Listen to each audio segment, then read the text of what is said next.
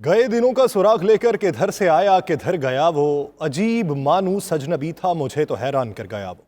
नाज़रीन, मैं हूं यासिर रशीद और आप मेरा व्लॉग देख रहे हैं। पाकिस्तान पीपल्स पार्टी के सीनियर रहनुमा, सीनियर वकील फारूक हमीद नाइक, जो फारूक एच नाइक के नाम से मारूफ हैं, उन्होंने सुप्रीम कोर्ट में आज ये बात की है कि किसी एक अजनबी के कहने पर कैसे असेंबली को तोड़ा जा सकता है। सुप्रीम कोर्ट में पंजाब और खैबर पख्तूनख्वा में इलेक्शन पर आज खुद नोटिस की समाअत के दौरान नून लीग और पीपल्स पार्टी ने जस्टिस एजाजुल एहसन और जस्टिस मज़ाहिर अली अकबर नकवी से इससे अलग होने की दरख्वास्त की, जबकि सुप्रीम कोर्ट का फुल बेंच बनाने की तजवीज़ भी सामने आई। फ़र्ज़ कर लिया जाए कि सुप्रीम कोर्ट फुल बेंच बना देती है, तब भी तो ये दो जजेस उसी पैनल के अंदर मौजूद होंगे। ठीक है, आपको दो जजेस के ऊपर एतराज़ है और बड़ी नफीस गुफ्तगू आज ख्वाजा आसिफ साहब की तरफ से की गई एक पैराए के अंदर रहते हुए, लेकिन बाद अज़ां उन्होंने तनकीद भी की और यह भी कहा कि हमें ना बताया जाए कि आपके जुब्बे के ऊपर कोई दाग नहीं है। अदलिया के मुतालिक उन्होंने बातचीत की कि भुट्टो को फांसी भी अदलिया नहीं दी थी और आइनी तौर पर जो सियासी शहीद किया गया था मियाँ मोहम्मद नवाज शरीफ साहब को, वो भी अदलिया ने ही फैसला दिया था। वो दो जजेस के ऊपर जो बातचीत हो रही है, दो जजेस 9 रुकनी बेंच का हिस्सा हैं। 9 रुकनी बेंच में अगर 5-4 के तनासुब से भी फैसला आता है और 5 जजेस एक राय रखते हैं, 4 जजेस मुख्तलिफ राय रखते हैं, तो 5 का फैसला मुकद्दम माना जाएगा। आप क्या पूरे बेंच के ऊपर एतराज कर रहे हैं? ये बुनियादी सवाल है। फुल कोर्ट अगर बेंच बनेगा तो उसमें भी तो वो दो जजेस मौजूद होंगे जब फुल कोर्ट की तश्कील होगी। लेकिन अब फुल कोर्ट की तश्कील के लिए अगले दिन को मुख्तस किया गया है कि सोमवार को फैसला किया जाएगा कि फुल कोर्ट को बनाना है या नहीं बनाना। आज के दिन जो केस की समाअत का आगाज हुआ तो फारूक एच नाइक ने नून लीग और पीपल्स पार्टी और JUIF का मुश्तरका बयान पढ़ते हुए दो जजेस के ऊपर एतराज उठाया और कहा कि दोनों जजेस अपनी राय का इजहार डोगर केस में पहले ही कर चुके हैं, इसलिए उनको बेंच से अलग होना चाहिए। फारूक एच नाइक ने कहा कि दोनों जजेस से कोई जाती एनाद नहीं है। यह बात अच्छी है कि आप कहें कि जाती एनाद नहीं है, लेकिन क्या फारूक एच नाइक साहब अदालत को इस बात पर मुतमईन कर पाए कि पाकिस्तान मुस्लिम लीग नून की सीनियर नायब सदर चीफ ऑर्गेनाइजर मरियम नवाज ने जिस अंदाज में इन दो अफराद के ऊपर तनकीद की, क्या वो जायज़ तरीका था? क्या वो जाती एनाद नहीं था, एक पॉलिटिकल स्टंट था? उसकी भी वजाहत होनी चाहिए। आज जस्टिस जमाल खान मंदोखेल के नोट के बाद जस्टिस एजाजुल एहसन और जस्टिस मज़ाहिर अली अकबर नकवी के अपने आप को बेंच से अलहदा होने की दरख्वास्त की गई है। फारूक एच नाइक का कहना था कि सबसे पहले तश्कील का मामला देखना यह है कि बेंच की तश्कील कैसे हुई है। यानी उन्होंने चीफ जस्टिस के ऊपर भी बात की कि चीफ जस्टिस ने बेंच की तश्कील की है। जस्टिस अतर मिनल्ला ने रिमार्क्स किए कि क्यों ना मामला फुल कोर्ट में सुना जाए। फारूक एच नाइक का कहना था कि मेरा भी यही ख्याल है कि मामला फुल कोर्ट में सुना जाए। जस्टिस जमाल खान मंदोखेल ने रिमार्क्स किए कि सियासी मामलात को पार्लियामेंट में हल होना चाहिए।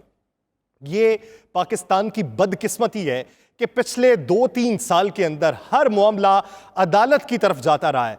वो चाहे असेंबली की तश्कील के ऊपर बात करनी हो, चाहे डेप्यूटी स्पीकर की रूलिंग के ऊपर बात करनी हो, चाहे असेंबली को तहलील करने पे बात करनी हो, चाहे किसी का फैसला बहाल करने पे बात करनी हो, चाहे पंजाब के अंदर चीफ मिनिस्टर का ओहदे पर बहाल होना हो, चाहे उसे ओहदे से हटाना हो, चाहे 90 दिन के अंदर इंतखाबात करवाने हो, ये तमाम तर मामलात अदालत की तरफ गए हैं। और अब अदालत भी कह रही है कि ये मामलात आपको पार्लियामेंट में हल करने चाहिए, लेकिन पार्लियामेंट में मौजूद लोग जो हैं वो ही नहीं चाहते कि मिल बैठा जाए। अपोजिशन की भी यह राय नहीं है कि मिल बैठ के मसाइल को हल किया जाए। हर मामले के ऊपर अदालत का दरवाजा खटखटाया जा रहा है। तो इतने केसेस जो पहले से पेंडिंग पड़े हुए हैं, उनका मुस्तकबिल क्या होगा, उसके ऊपर भी एक सवालिया निशान है। आज अदालत के अंदर यह बात हुई कि अपनी जमातों से कहें कि यह मामला अदालत क्यों सुने। चीफ जस्टिस उमर अता बंदियाल ने रिमार्क्स किए कि फारूक एच नाइक ने जो हुक्म पढ़ा है वो 16 फरवरी का है, जबकि आज खुद नोटिस 22 फरवरी को लिया गया और इसी दौरान बहुत संगीन मामलात सामने आए, जिनमें सदर की जानिब से तारीख का ऐलान भी था और स्पीकर्स की जानिब से दरखास्त का आना भी था। चीफ जस्टिस उमर अता बंदियाल ने रिमार्क्स किए कि आज खुद नोटिस लेना चीफ जस्टिस का दायरा इख्तियार है। चीफ जस्टिस उमर अता बंदियाल ने यह भी कहा कि आर्टिकल 184(3) के साथ स्पीकर्स की दरखास्तें भी आज समाअत के लिए मुकर्रर हैं और अदालत स्पीकर्स की दरखास्तों में उठाए गए कानूनी सवालात को भी देख रही है। चीफ जस्टिस ने कहा कि महसूस हुआ कि आइन खुद इस अदालत का दरवाजा खटखटा रहा है। यानी कोई सियासी जमात नहीं खटखटा रही, कोई कानूनी पहलू नहीं खटखटा रहा। यानी यहां पर आइन ये कहता है कि मैं कह रहा हूं कि 90 रोज के अंदर इंतखाबात होने चाहिए, तो इलेक्शन कमीशन तारीख का इजरा नहीं कर रहा, निगरान हुकूमत कहीं से कोई राय का इजहार नहीं कर रही, गवर्नर तारीख जारी नहीं कर रहा, हुकूमत फंड जारी नहीं कर रही, सदर तारीख देता है तो उसके ऊपर एतराजात आ रहे हैं। तो इसलिए ये आइन ने दरवाजा खटखटाया है। तो केस की समाअत सोमवार तक हम मुलतवी कर रहे हैं। अदलिया और इदारों को फिर धमकाने के मुकदमे की बात करते हैं। ये तो हो गया सुप्रीम कोर्ट का मामला। सुप्रीम कोर्ट के अंदर आज जो समाअत हुई उसको मुफस्सल आपके आगे रख दिया है कि सुप्रीम कोर्ट ने आज फैसला क्या दिया है। दूसरी तरफ जो कल मैंने बातचीत की थी अपने व्लॉग में मरीम नवाज साहिबा को लेके, मैंने ये बात की थी कि क्या वजीर दाखिला जो है वो फरमान जारी करेंगे कि गिरफ्तार किया जाए मरीम नवाज साहिबा को कि उन्होंने अदालत के मुखालिफ बयान दिया। तो उन पे क्या कदगन आनी थी, आज वफाकी वजीर दाखिला पे कदगन आ गई। गुजरांवाला की अदालत ने वफाकी वजीर दाखिला के वारंट गिरफ्तारी जारी कर दिए हैं। गुजरांवाला की एक इंसदाद दहशतगर्दी अदालत ने अदलिया और इदारों को मुबैना तौर पर धमकाने के मुकदमे में वफाकी वजीर दाखिला राना सनाउल्लाह के काबिल जमानत वारंट गिरफ्तारी जारी किए हैं। वाज़ेह रहे कि वफाकी वज़ीर दाखिला के खिलाफ एक शहरी शाहकार असलम ने थाना इंडस्ट्रियल एरिया गुजरात में मुकदमा दर्ज करवाया था और उन्होंने कहा था कि मुबैना तौर पर अदलिया और इदारों को वज़ीर दाखिला ने धमकी दी है। ताहम गुजरात पुलिस ने तफ्तीश के बाद मुकदमा खारिज करने की रिपोर्ट अदालत में जमा करवाई।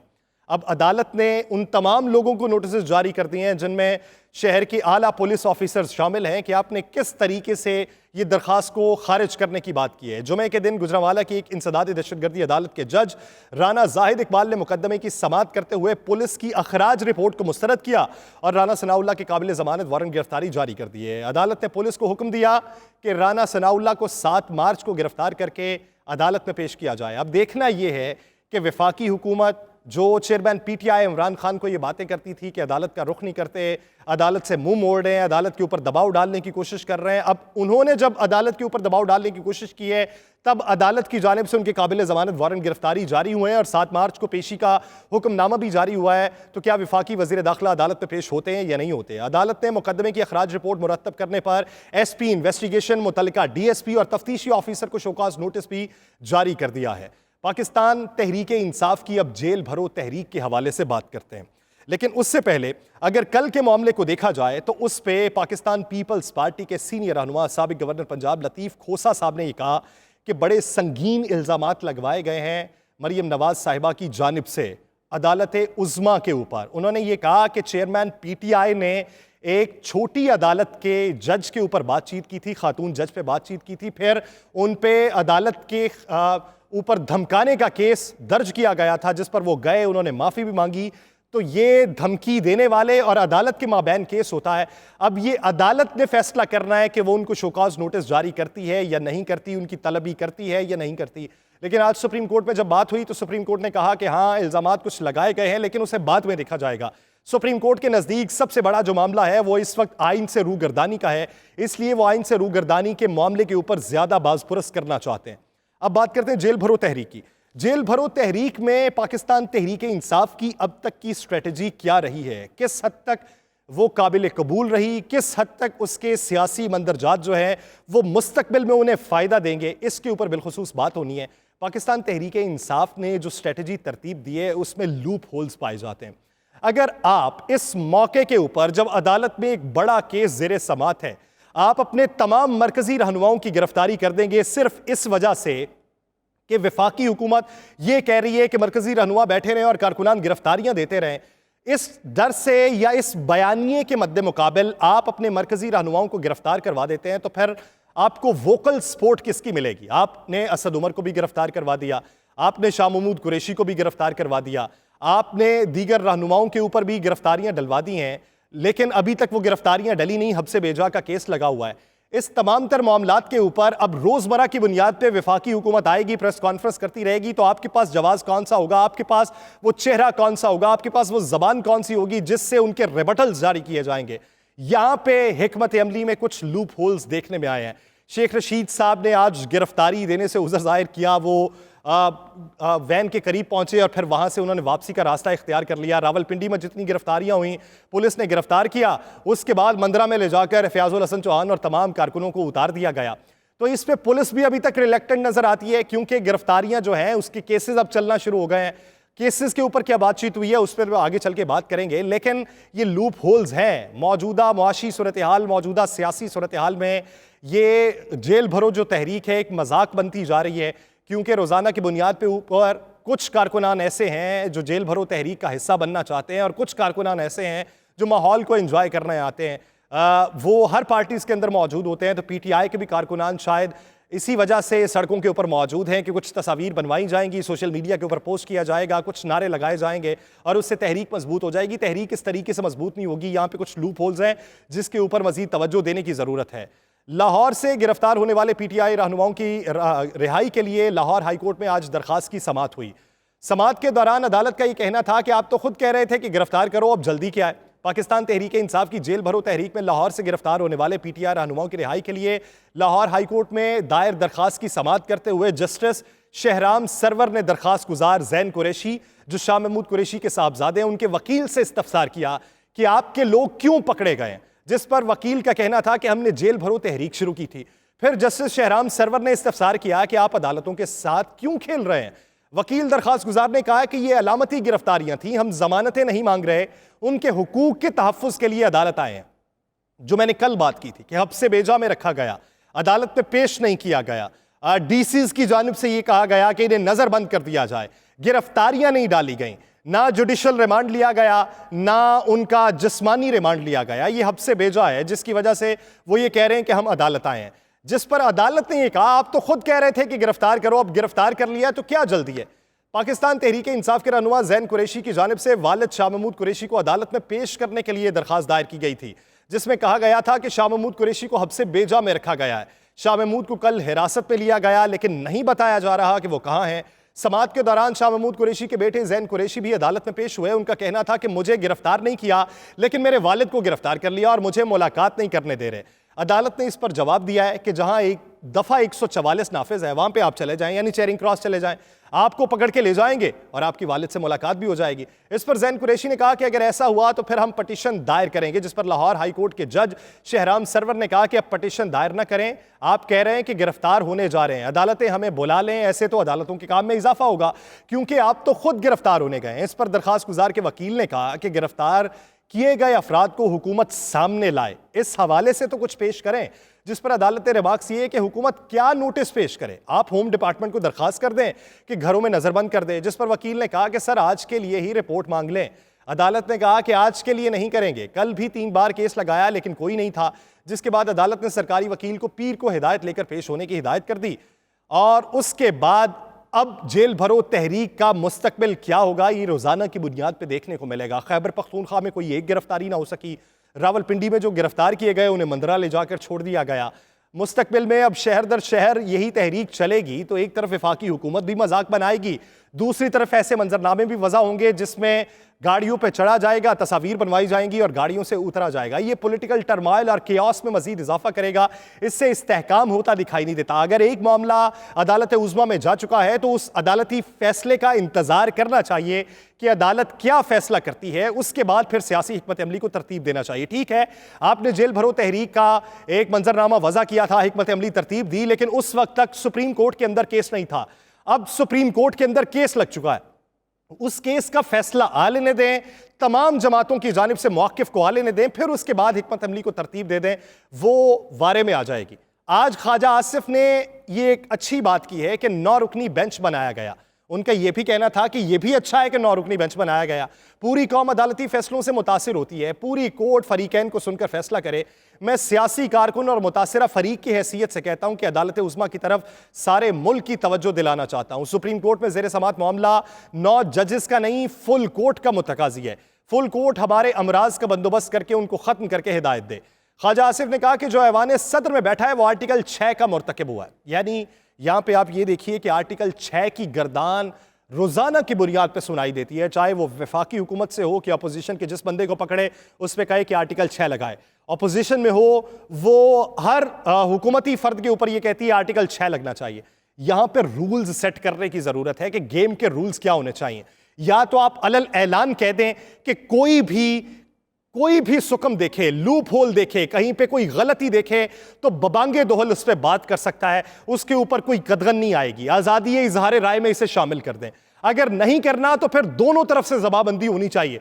फिर यह नहीं हो सकता कि एक उठे एस्टैब्लिशमेंट पे बात करे और दूसरा कहे कि उस पर आर्टिकल 6 लगेगा, दूसरा उठे वो अदालत उज़्मा या अदालत आलिया या निज़ाम इंसाफ के ऊपर बात करे तो दूसरी तरफ से आवाज आना शुरू हो जाए कि इस पर आर्टिकल 6 लगेगा।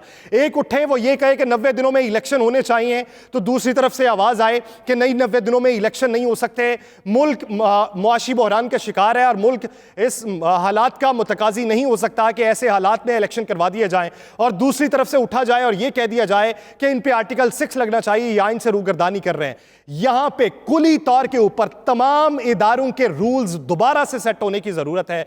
जवाबंदी हो तो चार जानिब से हो, जबान का खुलना हो तो चार जानिब से हो। यह ना हो कि किसी के लिए रूल्स और हों और दूसरों के लिए रूल्स और हों। पंजाब में जिस तरह हमारी हुकूमत हटाई वो सबके सामने है। ख्वाजा आसिफ ने यह कहा मुल्क बहरानों का मुतहम्मिल नहीं हो सकता, यह सिलसिला जारी रहा तो खुदा न खास्ता मुल्क के साथ कोई हादसा ना हो जाए। उन्होंने कहा कि पाकिस्तान बनाने वाले इमरान खान की तरह स्पॉन्सर्ड लोग नहीं थे, उनकी जेल भरो तहरीक फ्लॉप हो चुकी है। और शाह महमूद कुरैशी ने कल गिरफ्तारी दी और आज बेटा जमानत लेने के लिए अदालत पहुंच गया। चीफ इलेक्शन कमिश्नर का नाम परवेज इलाही की जानिब से भी दिया गया था। अब इस पे बेशतर बातें ऐसी हैं जिनमें बहुत से सुकम दिखाई देते हैं कि दोनों तरफ से बातें जो भी हैं उसके ऊपर लूप होल सामने आएंगे। एक तरफ परवेज खटक ने चीफ इलेक्शन का नाम दिया था और दूसरी तरफ से पीटीआई उनके ऊपर एतराजात कर रही है। दूसरी तरफ से आपने जिनको चीफ लगाया था आप फिर उन पे एतराजात करते रहे और अब उनका नाम हज़फ कर दिया। यानी यहां पे एक दूसरे के डसे हुए लोग सामने आते हैं। ये डसना आपको इक्तदार में आना या इक्तदार से बाहर निकलने के बाद ही क्यों दिखाई देता है? आपको वो तमाम तर सुकम इक्तदार में रहते हुए क्यों नहीं दिखाई देते कि आप तमाम तर निज़ाम को बेहतर कर सकें? वजीर दिफा ने यह भी कहा कि नवाज शरीफ नैब की पेशी के लिए फजर में घर से निकलते थे लेकिन इमरान खान घर से बाहर नहीं निकलते। तो यह भी बता दीजिए कि नवाज शरीफ साहब इतने अरसे से अदालत में पेश क्यों ना हुए?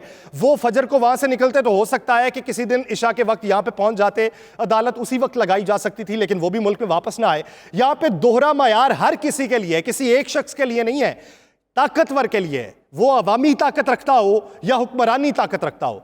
ख्वाजा आसिफ ने यह कहा कि उस शख्स ने तो अपने तमाम मोहसिनों को गालियां दी। तो यह बता दीजिए कि आपने अपने तमाम मोहसिनों की जय जयकार की है या उनके खिलाफ अब मुहिम चला रहे हैं? महंगाई का बोझ अवाम पे पड़ रहा है, हमें एहसास है, लेकिन यह साबिक हुकूमत का मलबा है जो हम साफ कर रहे हैं और इसमें वक्त लगेगा। ख्वाजा आसिफ का मजीद कहना था कि ऐसे इदारे भी हैं जो अरबों की जायदाद पे बैठे हैं, उनका कोई ऑडिट नहीं कर सकता। उन लोगों ने अपने गिर्द फायर वॉल लगा रखी है। अशराफिया के लिए 15-15 मिनट ट्रैफिक रुक जाती है और हम बाहर निकले तो हमारे लिए कोई तांगा खड़ा नहीं होता। सवाल ये है कि जब आप मुल्क बाहर जाके वापस आते हैं तो आपके इस्तिकबाल की जो तैयारियां होती हैं उसमें अवाम को खार होना पड़ता है। तो अशराफिया में आप हैं या कोई और है? सिविल सुपरमेसी की बात हर पाकिस्तानी करता है, लेकिन यह नहीं हो सकता कि सिविलियन भी करप्ट हों और फिर दूसरों के ऊपर वो तनकीद करते रहे। जब आपका अपना जुब्बा साफ होना तो फिर आप बबांगे दोल किसी और को बात कर सकते हैं। जब आप किसी दूसरे के इवज, किसी दूसरे के कंधों पे बैठ के ना आए हों तब आप बबांगे दोहल बात कर सकते हैं। यानी गुजरावाला के जलसे में जब अपोजिशन में थी पाकिस्तान मुस्लिम लीग नून, बबांगे दोहल बात किया करते थे मियां नवाज शरीफ साहब, तो उस वक्त बातें ये हो रही थी कि या तो आप एतराफ़ कर लें कि हाँ माजी में हमसे गलतियां हुई, हम किसी के कंधों का सहारा लेके आए और हमें उन्हीं ने ला के बैठाया था और अब हम वो गलतियों का एतराफ़ करते हैं, उसका खुमियाजा जो भुगतना पड़ेगा हम भुगतेंगे, लेकिन अब की बार अहद करते हैं कि अब ऐसा कुछ नहीं होगा। या तो ये एतराफ़ करते आप। अब यह कैसे मुमकिन है कि आप अपनी गलतियों को छुपाते रहें और दूसरी की गलतियों को उजागर करते रहें? इस तरीके से तो मुल्क नहीं चल सकता। मुल्क को अगर चलाना है तो बेहतरी की तरफ लेके जाना होगा। फिर आज ख्वाजा आसिफ साहब ने यह बात की कि दो अशखास यहीं पे बैठे हुए थे, उन्होंने ये कहा कि मुल्क के अंदर अमन आएगा कि कुछ लोग पुरअमन हो चुके हैं, उन्हें आके जवाब देना चाहिए। तो ख्वाजा आसिफ साहब को यह भी बता देना चाहिए कि आप भी जाके अफगानिस्तान में मुलाकात करके आए हैं। अब की बार उन्होंने कह दिया है कि हमारे जो इत्तेहादी हैं वो पुरअमन हैं। अब की बार क्या उन्होंने यकीन दहानी करवा दी है, इस पर भी कौम को एतमाद में ले लें। ये रोज रोज की एक नई कॉन्स्पायरेसी को जन्म देना, फिर उसके ऊपर बहस करना, फिर उसको तूल देना, इससे मुआशी मुश्किलात तो कम नहीं हो जाएंगी, इससे सियासी इस्तेहकाम तो नहीं आएगा, इससे मुल्क तबाही की तरफ जाएगा। और इसमें किरदार हर वो पाकिस्तानी सियासतदान अदा कर रहा है जो अपने आप का लिबादा भी दागदार कर चुका है और दूसरों को दागदार करने के दर पे है। अगर दूसरों के लिबादे के दाग को आप उजागर करना चाहते हैं तो उससे पहले अपने दाग मिटाना होंगे। कब मिटाएंगे, इसका जवाब दीजिए। मुझे दीजिए इजाजत, अल्लाह ने के बाद।